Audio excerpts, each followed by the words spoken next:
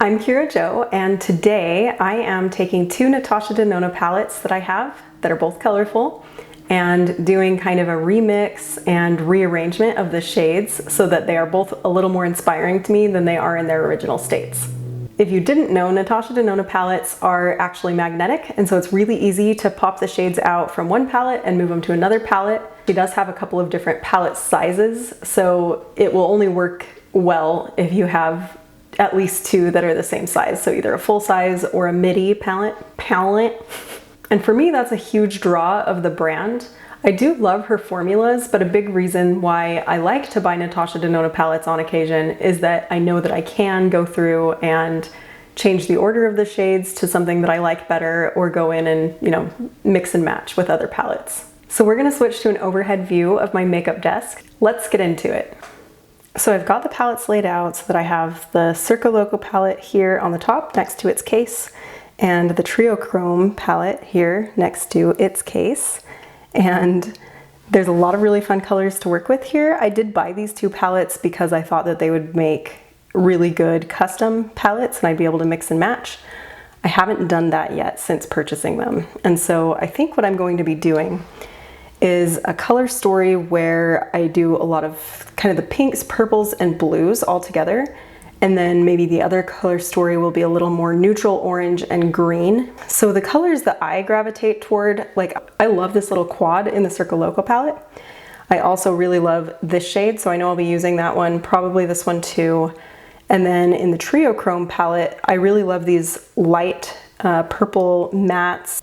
I love that this one's more cool toned. Next to all these other colors, it's kind of hard to tell, but when I get it on my eyes, it almost looks a little bit blue. So anyway, yeah, this will be really fun. I've never done anything quite like this before. So I think what I'll do is I'm gonna scoot these palettes away so that I have more space to work with over here. So I'm gonna pull these ones over because I'm pretty sure I want to use all four of these. I'm also going to pull this one, and then probably this deeper purple. And that's actually really pretty already. I like those together a lot. And then we'll bring this guy over there for some more deepening. And then I also want to start pulling some of these from the Triochrome palette. I'm trying to decide if I want to put both of these shadows in or if I just want one or the other. I'm undecided on those, but I do think I want them all together. And then I want this one. And then maybe this light green. And how many shades is that? 1, 2, 3, 4, 5, 6, 7, 8, 9, 10, 11, 12. Yeah, there's 15 pans in these Natasha Denona palettes. So I can get 3 more. And right now it is kind of looking a little more monochromatic than I expected it to. So maybe I'll bring in like this berry one and this pink.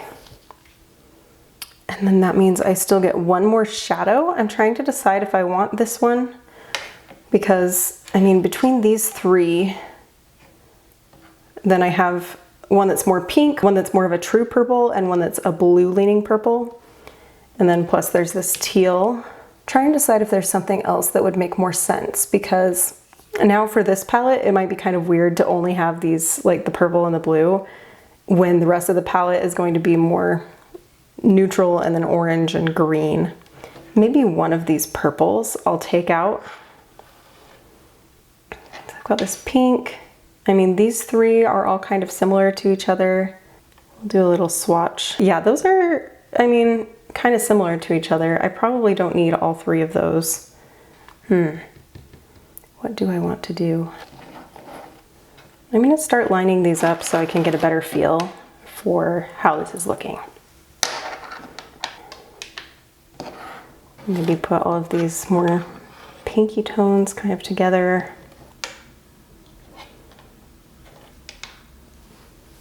Ooh, I actually quite like that. But maybe it would be nice to have another green, like, I don't know, maybe that one or this one could be a fun one to swap in. I think I'm gonna swap out this one as much as I like that color. I mean, this color definitely goes well with these two shades. I mean, I kind of like that, but I also sort of like the feel of the monochromatic lines. This makes more sense. as far as layout goes. But I kind of like this one in the top row because it's a lighter color. This shade makes more sense there. Maybe I will, that looks pretty good. I do think I want that darker teal over this one if I'm only going to include one or the other. And actually I also like this teal and what that brings to this palette. So I'm going to try to now figure out what's going on over here. So we've got a lot of oranges. I maybe could do a whole row this way. And then like maybe bring in this one, even though it's a little different tone. It might still work well next to the others. Or actually, maybe I can do this.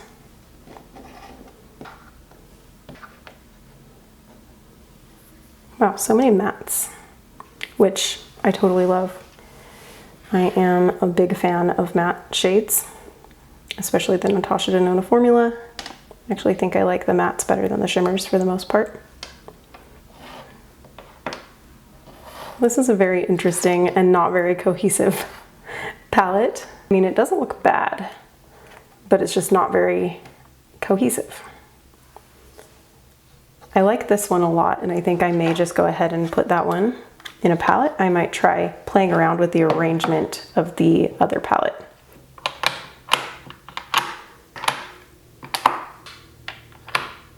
Maybe I should switch these two. I'm gonna grab my little magnetic tool. Yeah, I think that maybe makes a little more sense. Sometimes I watch people do palette rearranging videos or just posts that have a rearranged palette. It's amazing how different a palette can look when you put the similar shades together. I think I like that. Let me know what you guys think. I think it's kind of fun. I do tend to really like when palettes have all the light shades together and then all the dark shades together at the bottom, but we'll play around with that. Actually, this one is a little more green than I thought it was. And when it's next to the greens, it almost looks mustard yellow, but when it's next to the purples, it looks almost greenish. It's a very interesting shade. Maybe do something like this. Let's see. And then this one moves down another level, or should I use like this? Put this one underneath.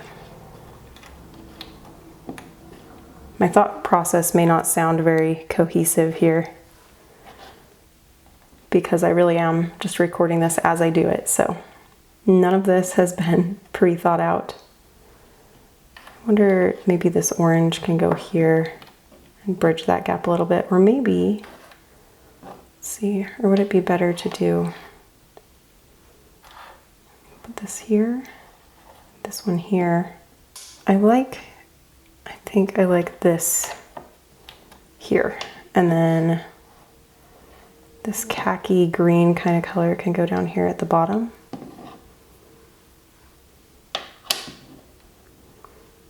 But I want,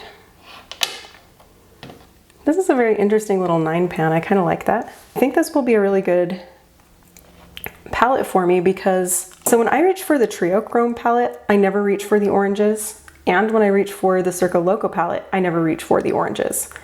And so I think having them all in the same palette, strangely enough, I'm gonna actually use them because I find them a lot more inspiring when they're next to these colors instead of next to the purples, because I'm always so drawn to purples, and yeah, that's an interesting finding for me. Let me put this purple up here, and then I need to figure out what makes sense with this blue and green. They're just kind of gonna be a pop in this bottom corner. I think this might be it. It's a little odd. I also like this bottom row. That bottom row is kind of cool. All right, we're doing it. So I'll slide these over and put them in the palette.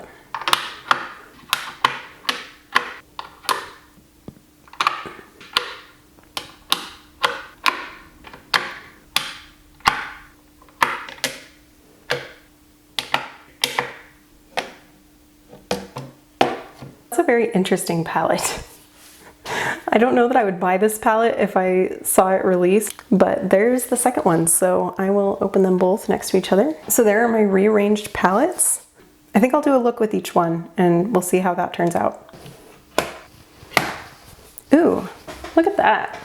I also think this one now matches the outside pretty well. I think that that's great. I love that. And it looks so much more cohesive. I do think with Circo Loco, what turns a lot of people off is just that they're all kind of jumbled up. It does have a lot of really nice shades in it. So I am the most excited right now about these two columns. I'm probably going to stick with those colors. Milani eyeshadow primer per usual.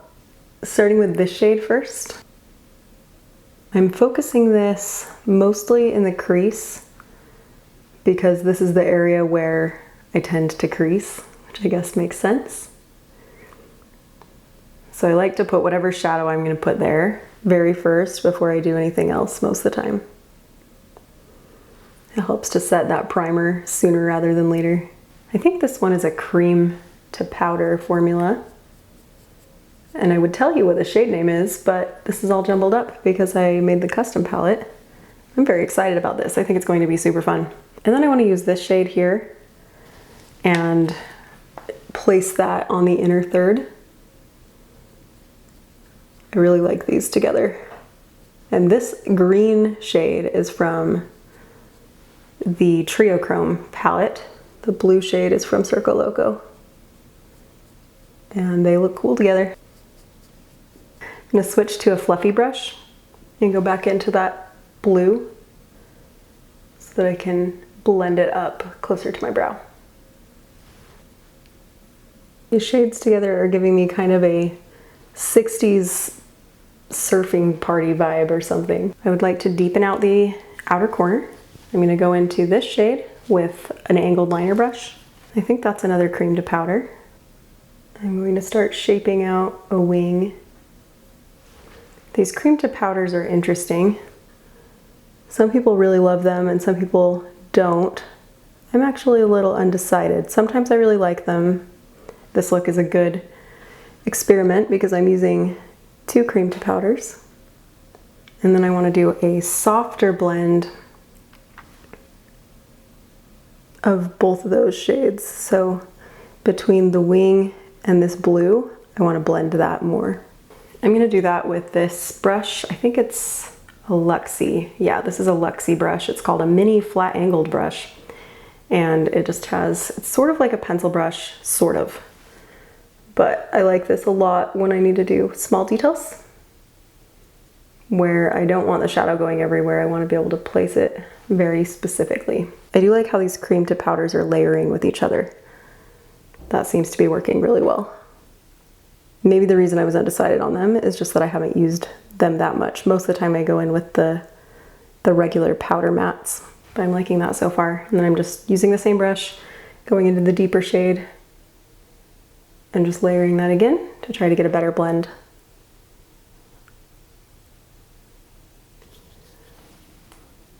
I want to layer a little more of that greenish matte on the inner corner. Just amp up the color a little bit. And then that fluffy brush I was using still has a tiny bit of that blue, so I think this will help them just blend. Really make that blend seamless. This is quite fun so far. I like it. Now I'm going to do a really bright inner corner by layering this NYX Jumbo Eye Pencil. The shade is Milk. And then I'm going to use this shade over the top. It's a very, very pale green. When you put it over the white and build it up a little bit, it really is quite impactful. This is one of my most used shades from the Triochrome palette because I do think it works so well as an inner corner matte shade. Something else I'm feeling kind of drawn to do and I want to try. I'm going to take this pink shade on this angled brush and I'm going to try to layer that just right here along next to that green. This will probably be pretty subtle. Next to these greens, it almost has a purple undertone. And I promise I can see this in person. I'm not sure how well the camera is picking it up. Certain shades my camera picks up much more vibrant than they are. I was watching the footage back from when I was making these palettes. The orange and the pink shades especially looked very, very bright. They are bright shades, but they're not as neon as they appeared in the footage. I was surprised by that. Next, I'm pulling out my NYX glitter glue. I always want to call this NYX glitter glue. I don't know if it ever said glitter glue on the package or if it's always said glitter primer. But on YouTube, so many people call it glitter glue, and that's how I was introduced to it. And so I always call it glitter glue, even though ever since I've owned it, it's always said glitter primer. And I think I'll be using this shimmer and this shimmer. Using the more yellow-green kind of shimmer where the green is.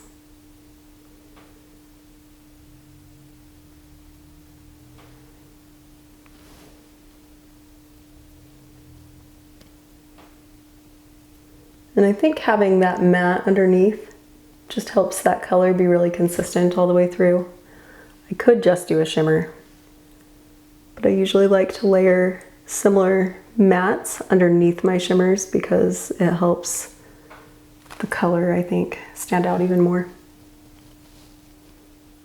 In the finished look, you can't even tell there's a matte under that, but that is usually how I tend to do things. And this is the other shimmer, the more blue toned one. That is one of my favorite shimmers from Circo Loco. I don't think I've used it all over the lid quite like this because usually I reach for my Natasha Denona palettes for the mattes and then I layer Cliona shades over them. But since I'm sticking to Natasha Denona for this look, I can see how that one looks all over the lid, and it does look really nice. And then just taking my fluffy brush, I'm gonna grab a tiny bit of that, the darkest shade I used, and layer that over this shimmer on the outer corner. Lately, I've really liked the look of having a black liner, so I'm going to line my eyes. I could leave it like this and just do mascara, but I think when I do the liner, it does make my eyes look a little more defined. So I'm just doing the liner across the lid, but I'm not going to continue to the wing. I curled my lashes, put on mascara, put on my lip, and this is the finished look.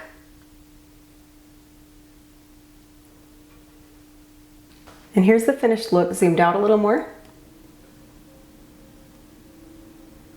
Sometime soon I will make sure to do a look with the other palette so that we can see what that looks like too. If you enjoyed this, I would really appreciate if you would like the video, leave me a comment, subscribe, come back for more videos, all of that jazz. I'll see you later.